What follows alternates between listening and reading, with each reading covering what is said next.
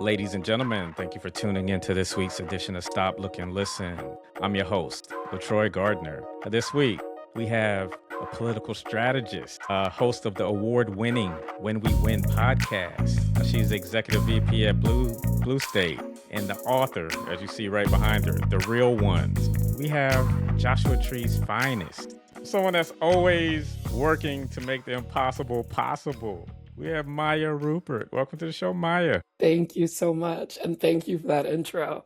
I think the monument probably has the title being Joshua Tree's finest, but I'll take it. What was it like growing up there, especially like after the U2 album, Joshua's Tree? Yeah, I mean, I think that that's kind of the reference point people had for it. If you reminded people that there was a monument, especially climbers would go, "Oh yeah, I know Joshua Tree." But now, because Coachella's gotten so big, Joshua Tree, Yucca Valley, where I grew up, has become like a place where people like go. There's like iconic restaurants that people stop through like on their way to Coachella. Like it's right around the area. So it's so funny now as an adult to have so many people know of this area when it was like there was nothing to do, no claims to fame. Like people did not know this area. And now I feel like it's like a popular vacation destination spot. I think a lot of people, it's like still like 2.5 hours from LA, but I feel like just because of the cost of living, honestly, a lot of people, if they're able to work remotely, will live in a place now like Joshua Tree or Yucca Valley and commute a couple of days a week to a bigger city. So it's so funny how time shifts the awareness of a community like that. Yeah, and how I'm sure the traffic is crazy and it's nothing like how you remember growing up. Nothing like how I remember growing up, and I know the community has changed a lot. When I'd go back to visit my parents, that it's so interesting. Like when we were growing up, it was a very, very predominantly white area, and now there's more diversity. And my sister and I will go back and comment a lot of times how different the community looks than when we were growing up, which is, it's just so interesting to have such a specific experience of something being so predominantly white and everything that meant, and know that there are kids growing up in those same communities now having very different experiences. Okay. All right. So who is Maya Rupert to the core? To the core. I mean, I think a lot of what I do regularly is a lot of who I am, which I think is feel very privileged to be able to say that I'm able to reflect a lot of who I think I am at my core and the things that I engage in every day. I'm very close with my family. I have a sister I'm very, very close to and get to spend a lot of time with her. I value the people in my life and get to invest in and pour a lot into those people. I'm very passionate about what I do. Work-wise, I've worked in the social justice movement, most of my professional life. I've worked in electoral politics, and I get a chance to, on a daily basis, really engage in the issues that I care about. I think that, the pursuit of justice is sort of the closest thing I have to a faith practice, and it's something that I get a chance to do professionally in different forms regularly, which is great. Right. So we're about the same age. I think you might be a few months older than me. I mean, a few weeks older than me, actually. Wait, a few weeks? Seriously? Are you an Aquarius? I'm a Pisces. You're okay. All right. So you got it. So I think, you're early February. I'm early. I'm February 28th. Okay. All right. Yep. All right. Nice. All right. So yeah. So we're the same age, and my first time really paying attention to politics was the 1988 presidential election. Sure. Yes. What was yours? I mean, I feel like I don't know that I could say that was my first, but it was. Well, maybe it was, and it was so meaningful. I think growing up in a Black household, the role that Jesse Jackson played in so many lives and homes. I think, I just remember very vividly and sort of starkly that being.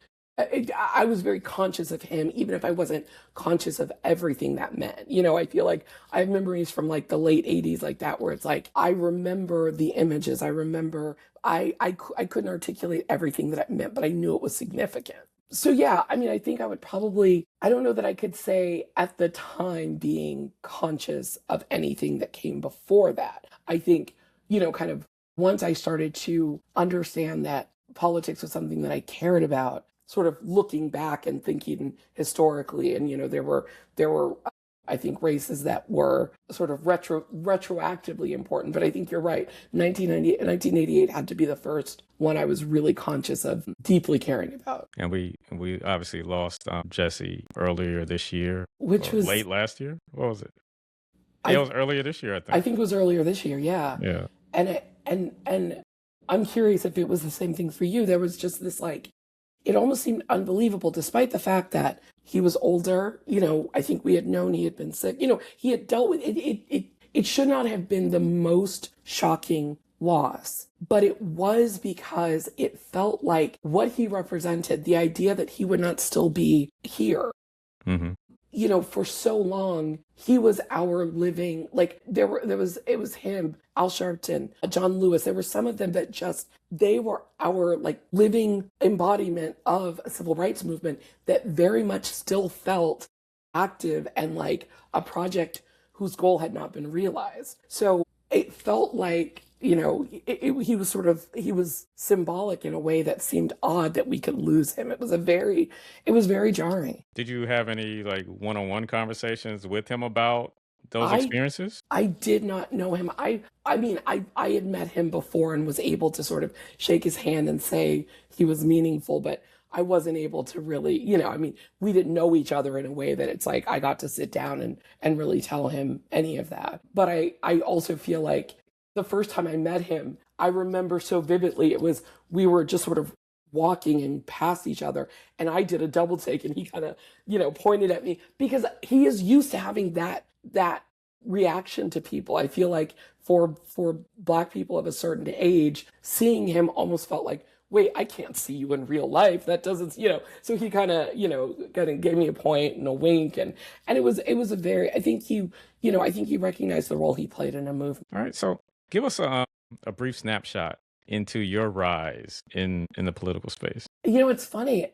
For a very long time, I thought my career would be social justice politics and that electoral politics could be a piece of a larger project, but I never saw it as one of the things that I would primarily do.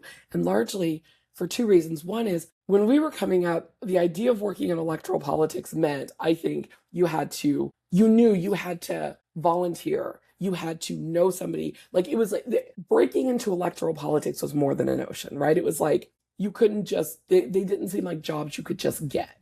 You would need to know someone, so you'd need to be very connected. And you would also need to be able to basically work for free. You'd need to volunteer, but be full-time until you finally get, the lowest paying job in like that was the path. And I do think that has shifted some, not enough, but it has changed some. But for a very long time, I just kind of thought that was a path that was not going to be accessible to me.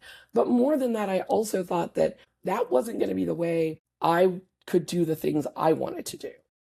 If I were fighting on behalf of people who've been left out of a system, if I wanted to fight for justice, people running for office could be partners, but they couldn't be the leaders. And so that would not be where I would find my career. So most of my career was spent in social justice politics, where I was kind of, adjacent to the electoral political world. And it wasn't until 2020 that I actually worked on, really, it was the first campaign I worked on that was Julián Castro's presidential campaign, and I managed it.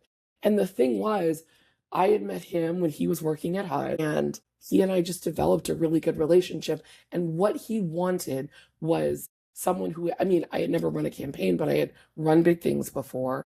But he really wanted someone whose instincts in politics he could trust. And I wanted to work for someone who I felt like was aiming at the same North Star that had guided me my entire career. So despite the fact that in some ways it seemed like an odd choice, it actually made a lot of sense. But that was really my first foray into electoral politics. And I felt like I realized something I hadn't believed before, which was that we can use electoral politics as a tool to get toward justice outcomes, not just, the sort of the best of the status quo. And I felt like I started to see more leaders who were challenging, hey, things can actually be reoriented so that more of us are included. And so I got really excited that I feel like that was sort of the start of something. And I think we're still seeing it, that more and more leaders are trying to get elected by saying we need to shift our politics in a deeper way. And I think that that is a really exciting time to be able to do this. It's the time has come. I think we're at a point where our politics have maybe reached the end of what it can do for most people. We need to reorient how we're looking at this so that the center is on regular people. All right, so yeah, you kind of took a detour for me. So like, Sorry. no, this is fine because I prepared wherever you wanted to go. I was ready. But so like within a party, when there's this changing of the guard, the old from the old to the new, Yeah. like how difficult is that to still have a cohesive party when? Because I mean, we can look at the last presidential election and what happened there with President Biden, the transition from him to Vice President Harris, and how that sort of it seemed like the party wasn't on the same page. Yeah. Look, I think that the situation with President Biden, it's unique, right? Like, how many times have we had a situation where a sitting president, says they can't continue the race, but they can continue being president? So there was this sort of odd moment where it wasn't just losing Joe Biden as a leader, it was losing Joe Biden as sort of the kind of standard bearer going forward. And so how do you have we have a new nominee, but she's also the sitting vice president for a president who is still in office and is still, right. So you have this weird dynamic where I feel like that does not typically play out, right? Normally, if you have a sitting vice president running, the president didn't start by running. And so that person was able to establish themselves as, yes, a member of a current administration, but somebody with their own set of ideas. Kamala Harris had the most abbreviated time period to do that. And so I think she was in an odd place of trying to both simultaneously define herself as something else, but do it in a way that appreciated that she's a part of an administration and did it as respectfully as she could. And I think she, didn't draw a lot of daylight, and we ended where we were. But I think that more broadly than this last election, I do think that the Democratic Party is in a moment right now where, and I won't even limit it to the Democratic Party, that's where I sort of see it the most and think about it the most. But I think the Republican Party as well. I think our politics are in a moment of transformation. I think that there are new coalitions that are emerging and new ways of leading and new ethos that are being placed in front of the parties. And people are genuinely asking, what are going to be the defining principles of these parties moving forward? And I think that can be a really exciting moment, and I think that people are answering that question very differently. I think you're seeing more Democratic leaders who are saying that they want to reclaim the mantle as the party of working people, of the party that is looking out for people who, right now it feels like the system doesn't have a great way of taking care of.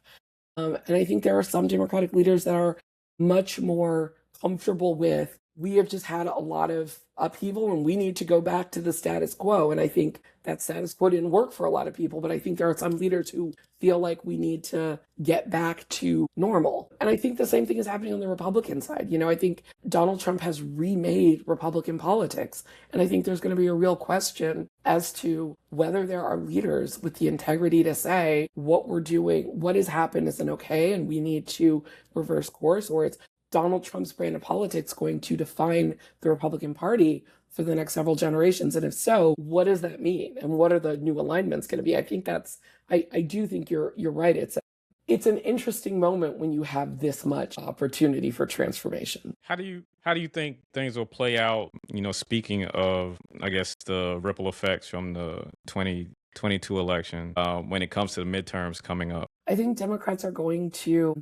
I think Democrats are going to do well in the midterms. I think you always have a situation where in the midterms, if when the current president doesn't do as well in the midterms, but then you add to it an incredibly unpopular and deeply confusing war that feels like a betrayal to a lot of people, an economy that is devastating families. You take those things, and a president who refuses to take any accountability or engage with reality in any real way, I think that Democrats are going to do well in this cycle. Now, I think the question becomes, are the Democrats that are going to win and be able to govern for the next couple of years for the end of the Trump administration, are they going to be Democrats who are, ready to push and go big and really be a block on some of Trump's worst instincts? Are we going to start talking seriously about restoring an American democracy?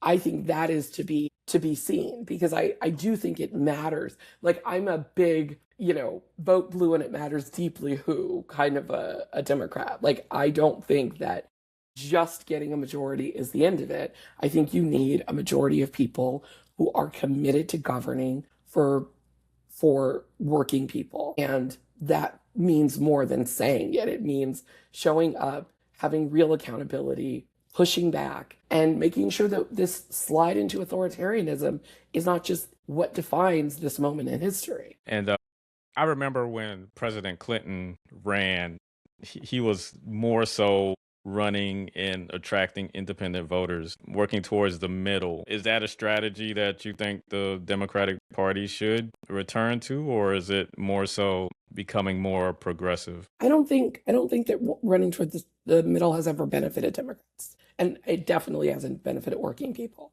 Mhm. I think that the idea of running toward the middle and independence, again, how that's commonly understood is, saying, okay, well, we need to take more conservative positions and land ourselves kind of in the middle of the political spectrum. But when things have been pulled so far to the right, the middle is actually pretty far right in a lot of ways. And there's always this thought that if we as Democrats move a little more to the center, we'll attract Republicans who don't want to vote for a Republican and would vote for a Democrat who sounds more like them on some key issues. I have not seen that strategy play out. In my experience, if a Republican wants to vote for a Republican, they will vote for a Republican.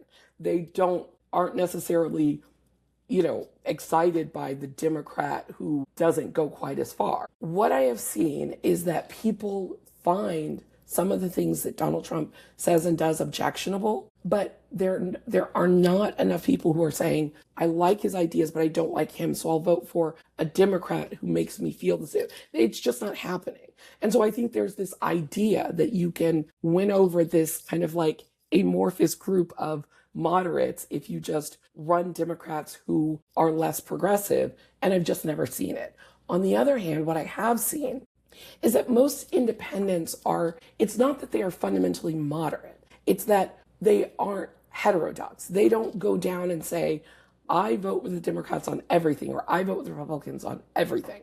They are people who are looking at politics as the study and industry of their lives. So it's more about, how is this going to impact me, my children, my ability to get to work and make a living? So in my experience, getting independence is not about going to the middle. It's actually about going deeply, what we call progressive, but what I would just call going, like, actually aiming at change, making real change for people that they will see the impact of, like, the next month, right? So it's like, we're talking about not just saying we need good jobs, but saying we'll create a jobs guarantee. People would say that's socialism and it's so far left. But you can go to deep red counties where people have lost their jobs and say, look, what we're talking about is getting people back on their feet. And you'll hear people saying, yeah, that makes sense. This idea that people are inherently left and right and we can gain things by going to the middle isn't how people vote.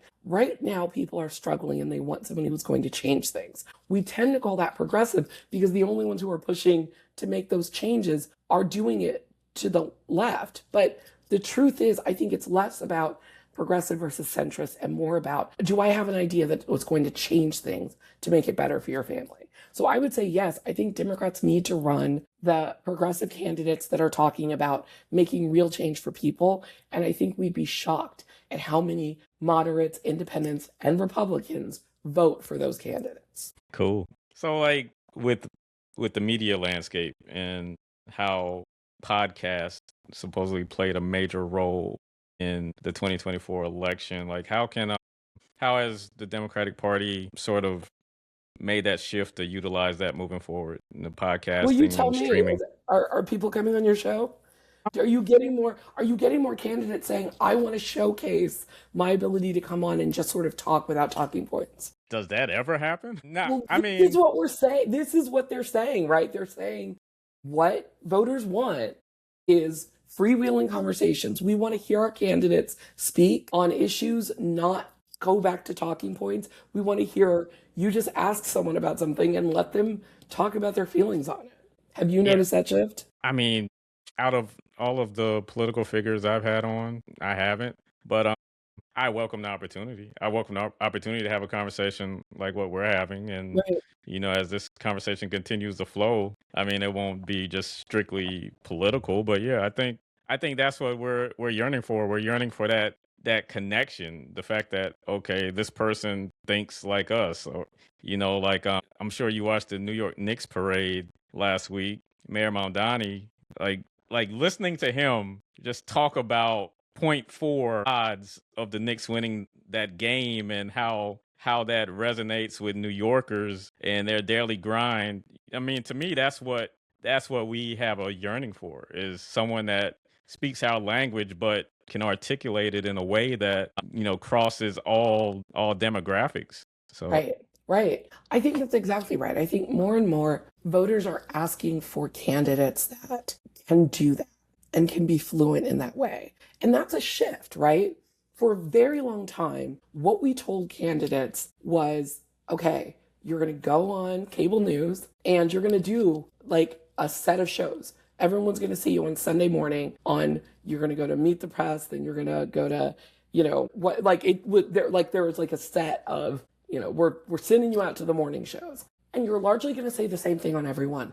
You would have a set of talking points you would get to, and then the next day, all of the articles would quote the same, there were like a few talking points that penetrated, right? That was the whole, that was the strategy. Voters want that less. They want people that they're actually feeling like you didn't know that question was coming and you didn't dodge it. You answered the question. You said something that maybe wasn't completely rehearsed, and now I feel like I'm getting to know you. And that's why podcasts, I think, are having the moment they're having. It's because the idea of them are, you didn't give me a list of questions, right? Like, we're just talking, we're having a conversation. It feels conversational. I didn't get to rehearse what I wanted to say, right? And we want that from our leaders. The challenge that I see right now is that we are using as a proxy for your ability to do this certain podcasts. We want you to go on Joe Rogan. We want you to go on Andrew Schultz. Like, we want you to, as for Democrats, the mark right now of, wow, you're a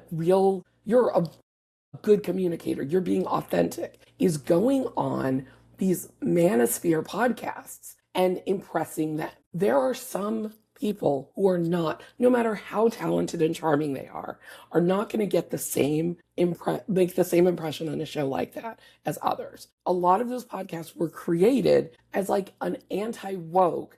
I want to create an audience where we're not politically correct and we say what we really feel and blah, blah, blah. That means that if you're a candidate of color, you're probably not going to have the same experience in that podcast. If you're a woman of any race, you're probably not going to have the same experience in that podcast. You can be an incredibly talented communicator and you're still going to get people going, I don't know, I thought she was kind of shrill. She was really argumentative. It just didn't work. And then you'll get some people who are able to wow these audiences, but disproportionately they're white men, right? James Tallarico, Pete Buttigieg, they have been able to go on some of these shows and impress the audiences. And here's the thing, I think that's great, but I don't want those to become the only proxy for whether people can communicate without talking points and have a comfortable conversation, because those audiences are primed for some candidates and not for others. So I want people coming on your show. I want people coming on, I want people coming on to talk to hosts that have cultivated audiences where their messages might be well received. It's not that it's not that we shouldn't be asking for our candidates to be able to go on a podcast and talk for an hour and a half without talking points. It's that we shouldn't pick shows that have almost definitionally made it harder for some people to impress their audiences than others. That's the concern I'm having right now. Dr. Todd McLean provides periodontal and dental implant services in 2 convenient locations. They offer over a decade of experience treating patients, and appointments can even be scheduled in the evenings, weekends, or early mornings. Give them a call in Chapel Hill at 919-537-9774 or in Durham at 919-484-8338 or visit them online at gumsandimplants.org.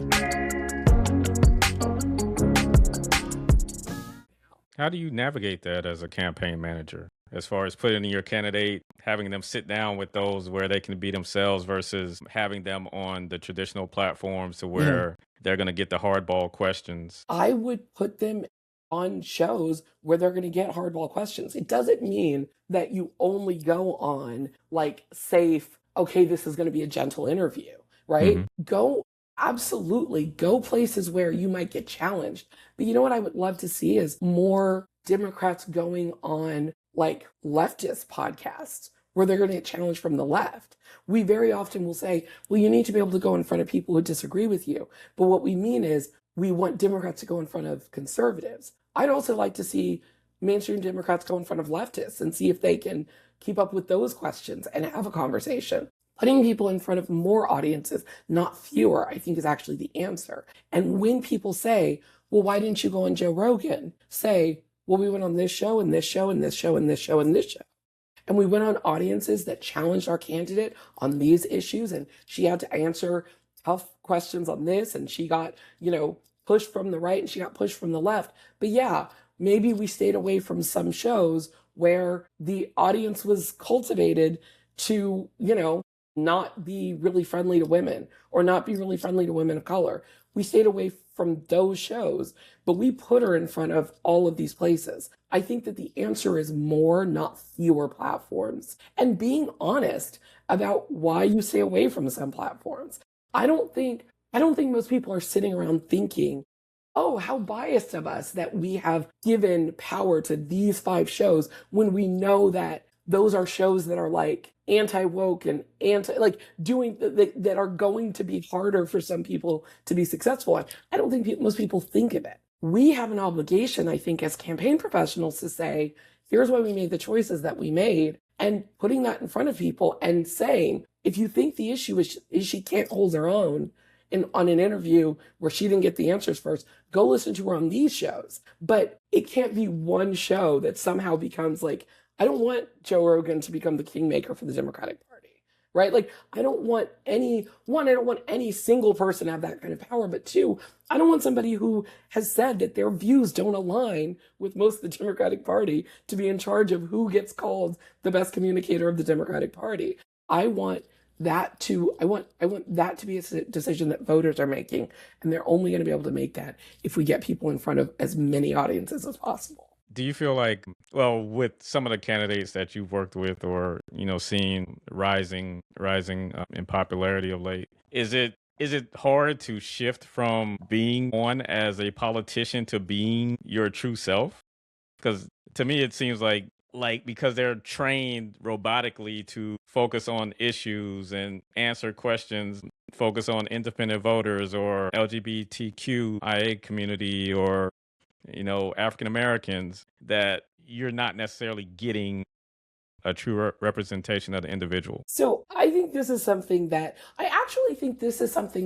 will shift for the better, right? Like, I do think for a very long time we've asked people to be a very, like, you need to say this set of things, you need to get this, exactly right. My hope is that as we ask people for less scripted talking points and more just genuine, just react, that with that comes an understanding that means people are going to speak more candidly and they might misspeak, and that we give grace along with that. Now, some of the things that scare me, and this is so much of what I explore in the book, is that I see that grace being handed out unevenly. I think there are still some people who are being told, be less scripted, but if they misspeak, if they get anything wrong, they're held to a much higher account. And then there are some people that are being told, I love that you're willing to speak off the cuff and just kind of say what you feel. And if they misstate some facts or if they get a policy wrong, the media the next day says, don't worry about it. We know what you really meant. And my concern is that if we start saying, leaders, we want to see what you really think. We want you to come on and don't give us your talking points on this. Talk to me about what you really feel. That we have to be willing to say that we value that enough to allow people to misstate a fact here or there.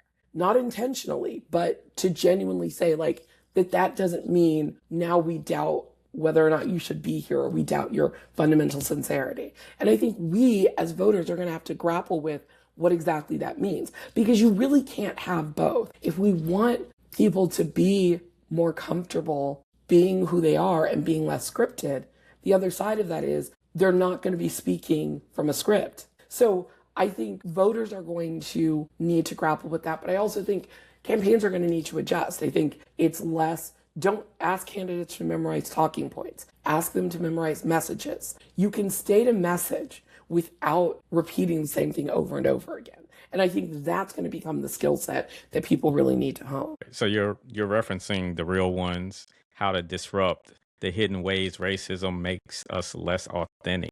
In our previous conversation, we were talking about this piece of art. There's a slight glare. Lori Cooper's Face Reality. There's a male version and a female version. And why I purchased it like 12 years ago when I was working at UNC Chapel Hill, with him peeling off the white paint, showing his true self, his authenticity.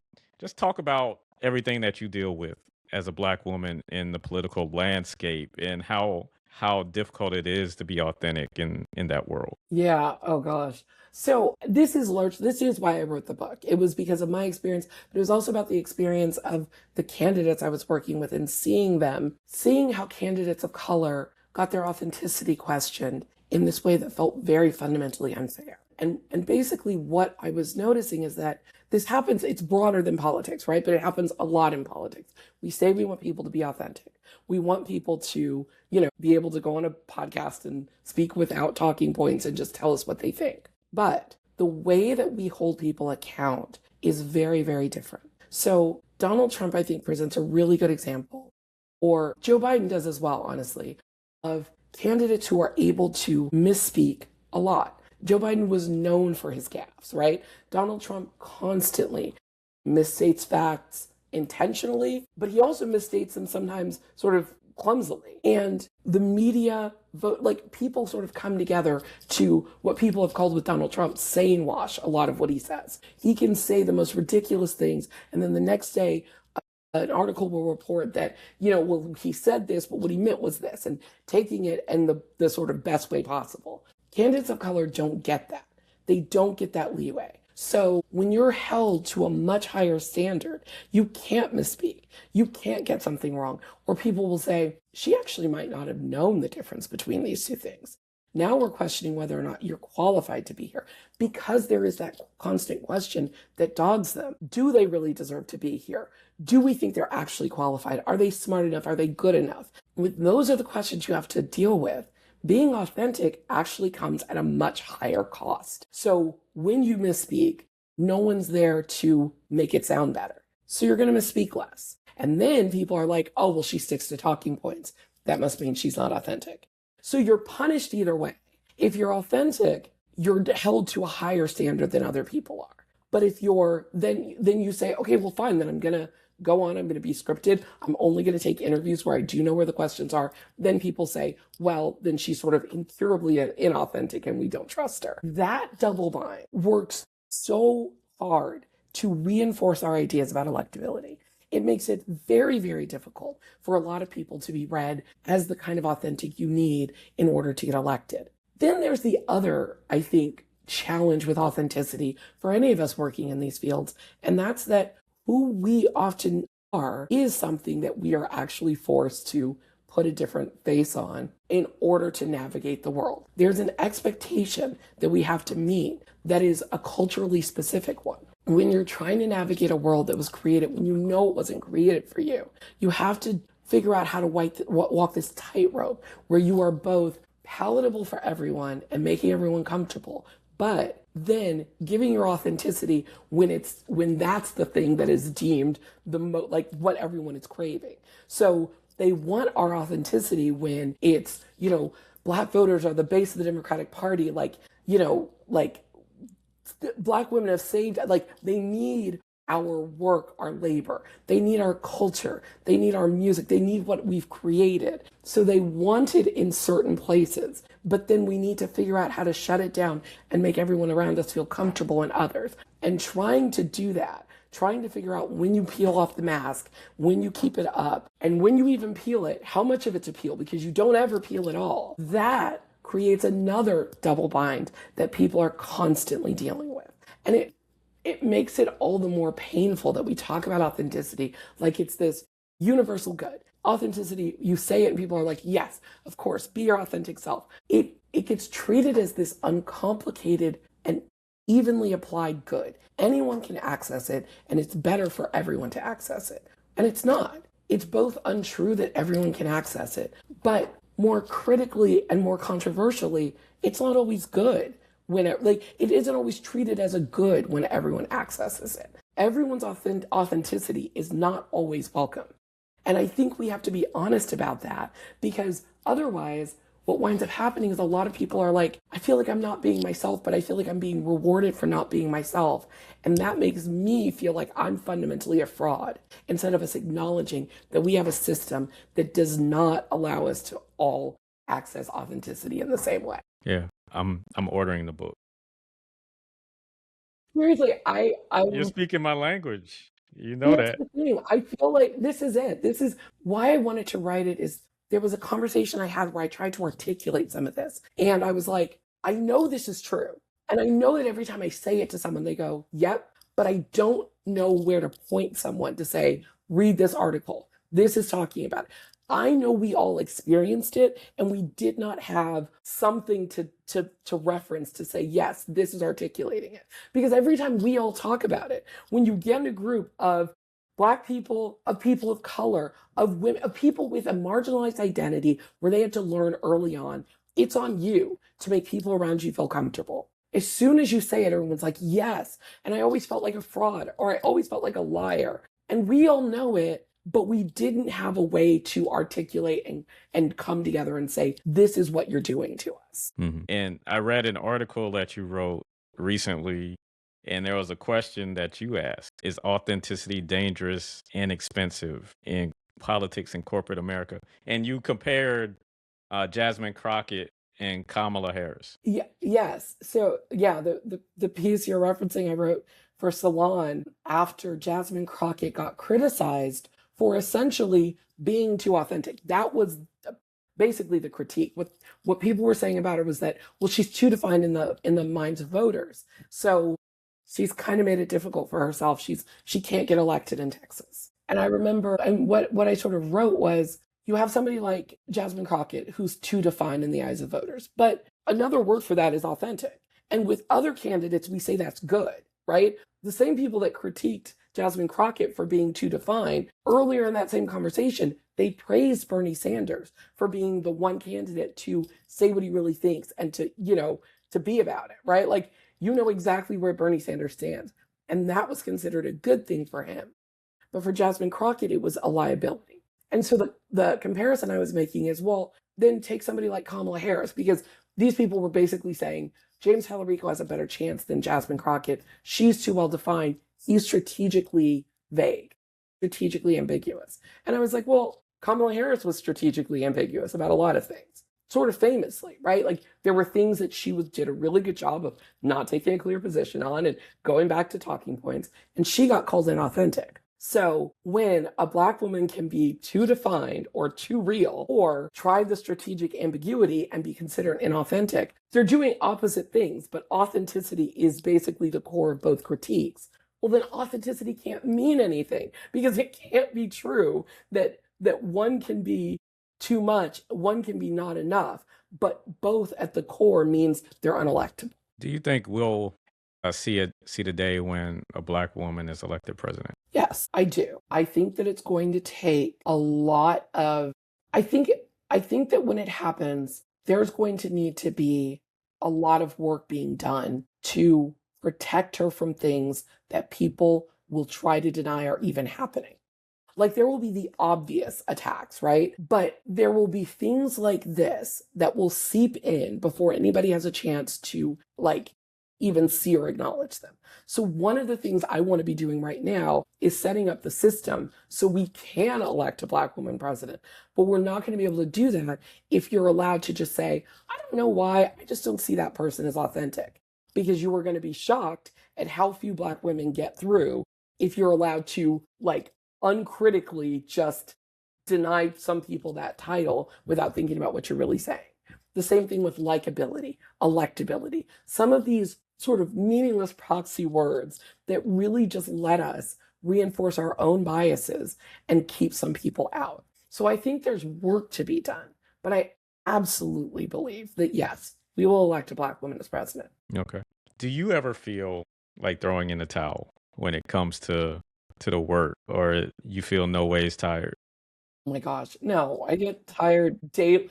And it's like, some days, like, you're just like, I didn't even have that much in the tank today. So that tiny thing, that's it. That's all I have for today. I think I tend to look at my fatigue on a bigger level as like there are days that it feels like too much, but there's never more days that it feels like too much than there are days that it feels like it's worth it and that it's working. And so that's how I remind myself, is that you're allowed to have the days like that. I believe, I mean, this is the challenge. I think it's an occupational hazard. I can't do this work if I were not fundamentally optimistic. But I'm optimistic because I'm paying deep attention to where we are and to history.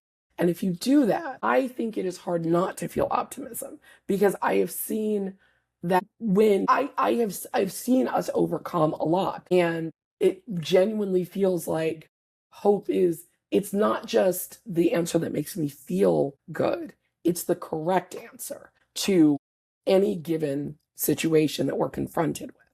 I believe that because empirically, I believe that hope is correct.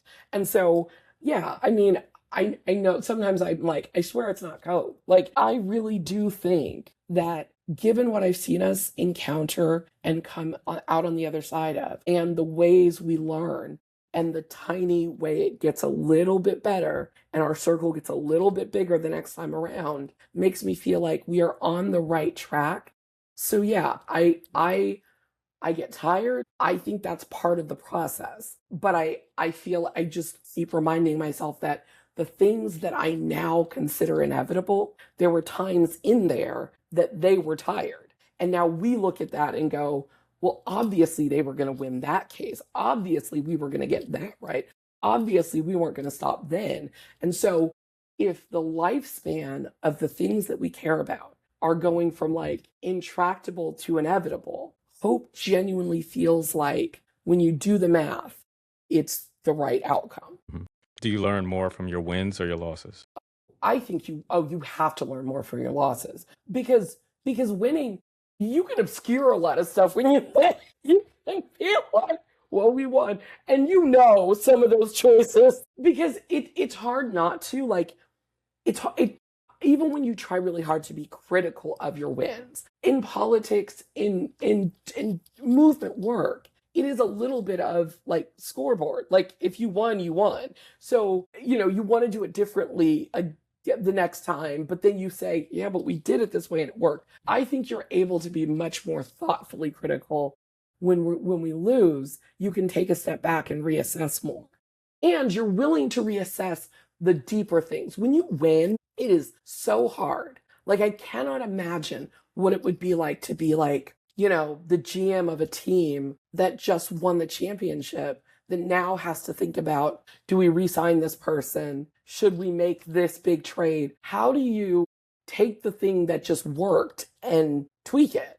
So there are things that I genuinely believe should probably be rethought about the way we do politics.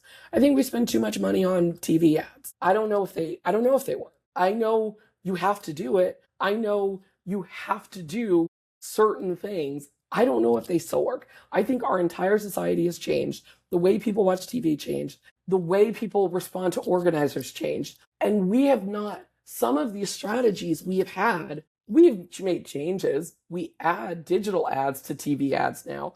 But have we really rethought the system? No. But when you win doing it, it is hard to go, well, maybe we just shouldn't do any of these ads anymore and should instead put that money over here.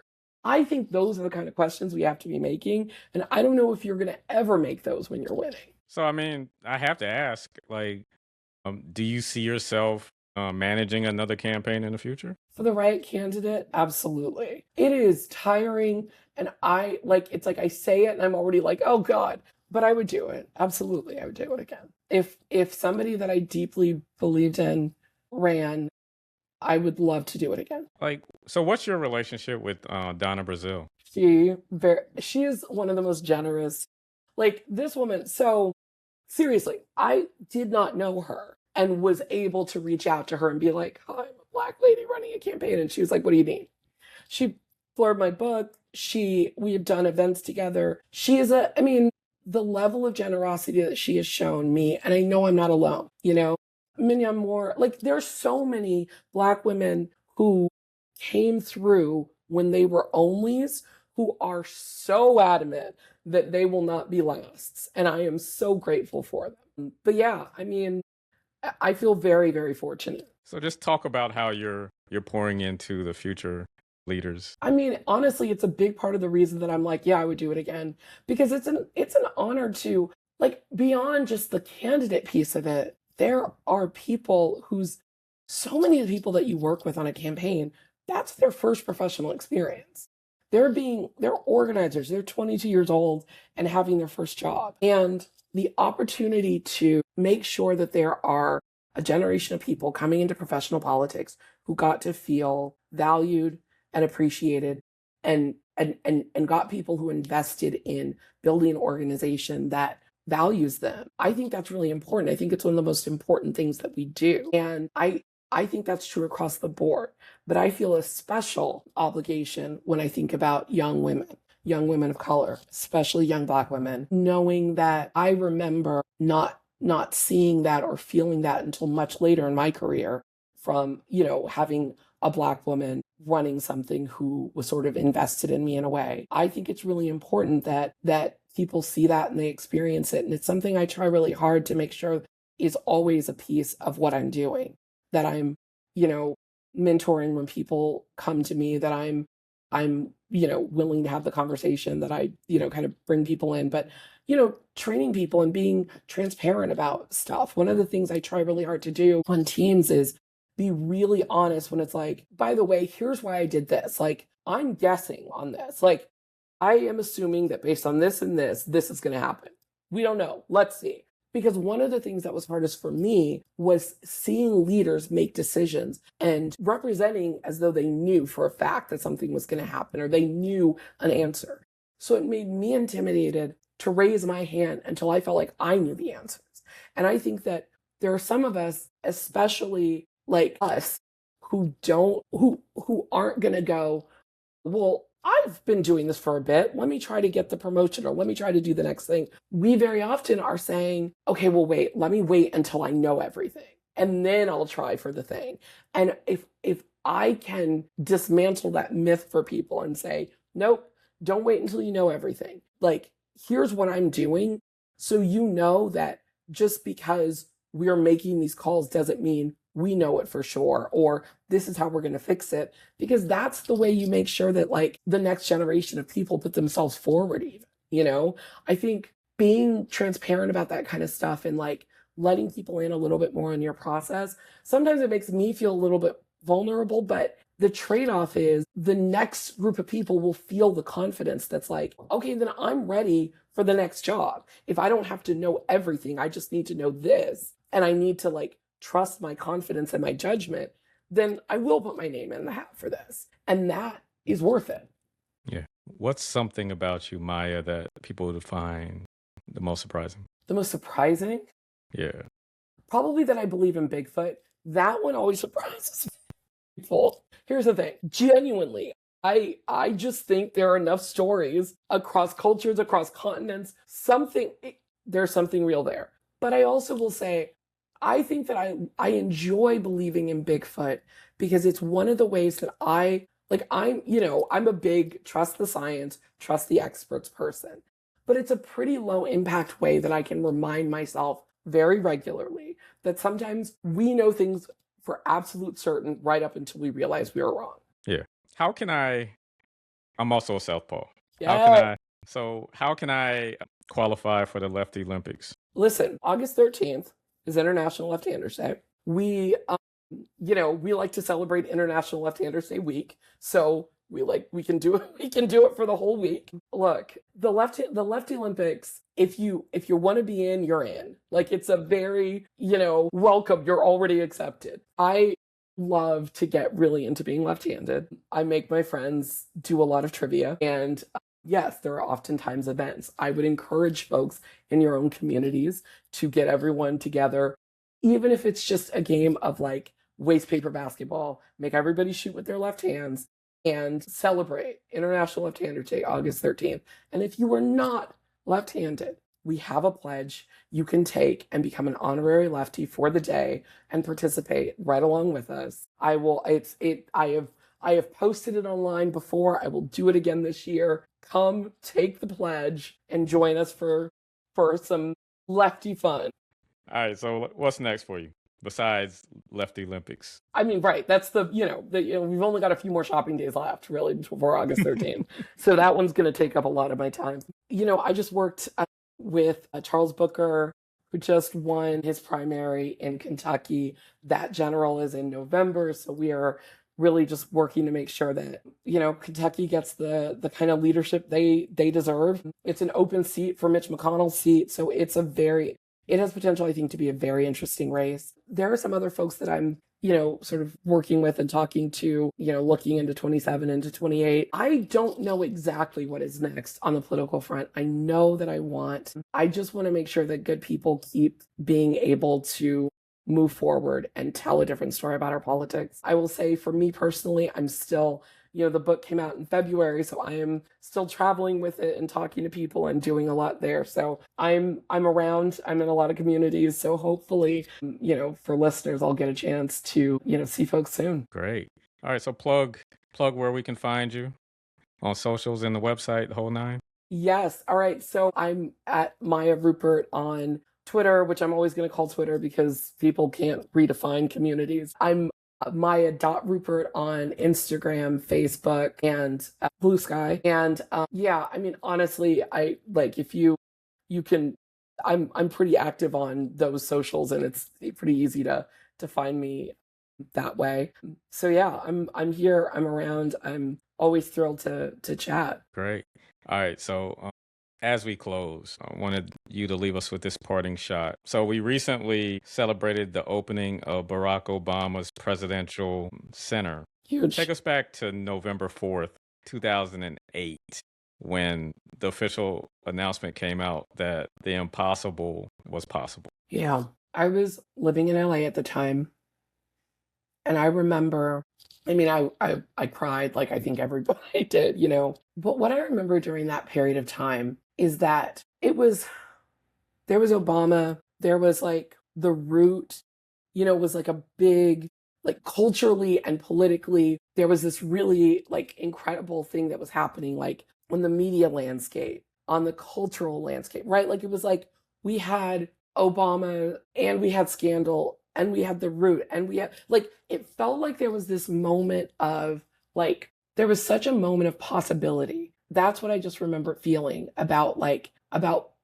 where we were and about how we were embracing Black culture. And I feel like I have felt loss of that, and seeing the opening of the Presidential Center, but again, also seeing it in a moment where I'm seeing more resistance, right? Like to people, there are these attacks on DEI, and now they're getting met in force and effect with people who are demanding that, we aren't moving backwards, and the root is under Black ownership again, and I don't know, I'm feeling a resurgence. Like I remember that feeling being about so much more than Barack Obama as president, that it felt like there was this moment and awakening and appreciation of difference, of diversity, but specifically too of Blackness. And I am feeling like it's coming around again, and I'm so excited. And I'm so excited for what this next generation is bringing with it. I don't know. I'm feeling I'm feeling some of the cyclical nature, and that's what I just kept thinking this like past week when I saw all the celebrations is like we can feel that again, and I'm really excited for that. That's great. All right. Yeah, totally agree with you. I remember the first person I thought of and called was my grandfather, just so we could share that moment and shed That's a tear beautiful. together. Wow. Yeah. So, Maya, thank you for your time. Thank you Thank for you. thank you for just all of the work that you've done, that you will continue to do. Nothing but authentically. Just keep up the good fight. Thank you so much for this. Seriously, I so enjoyed being here. Thank you for this community you've created, and thank you for inviting me in. All right. Well, you're welcome back anytime. You can bring your candidate next time, whoever you I'll do manage. it. I will do it. You got it. All right. So nothing but love. Like I said, get the real ones out now. Visit MayaRupert.com. And for Stop, Look, and Listen, I'm your host, LeTroy Gardner. See you next week. Peace and blessings.